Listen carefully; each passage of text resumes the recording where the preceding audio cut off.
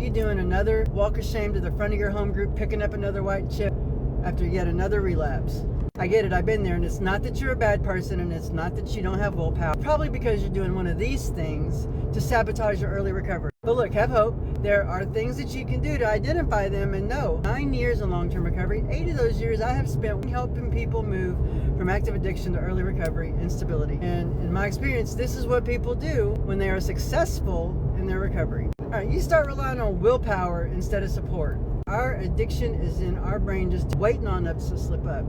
It's whispering in our ears, you don't need to go to that meeting, you had a long day. You not to reach out that the people don't want to hear is any lie it can tell us to get us from doing the stuff that keeps us sober. The thing about willpower is willpower burns out fast. You don't have the structures and the supports to brace your recovery when the willpower is gone, put yourself up for relapse. And the second thing people do that sabotages their recovery, stop doing the small daily habits that kept you grounded and keeps you in recovery. Start staying up later. You skip your group. You stop going to classes. These little habits in themselves aren't bad. When you stack them up, it gives your addiction an end to lie to you. That's how relapses happen. Last one that you're probably doing is a big one. You're letting boredom convince you that there's something wrong. We have lived our lives in chaos. For me, it was over 2 decades, 2.5 decades in chaos, right?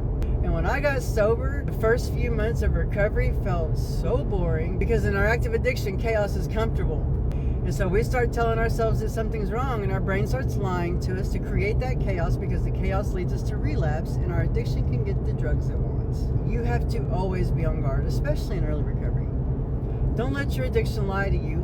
Follow me if any of this resonates. I learned a lot of it the hard way, and I learned a lot of it from experience working with people moving to active addiction to early recovery. I don't gatekeep, and I'm sharing every bit of it with you guys in hopes that it helps at least one person.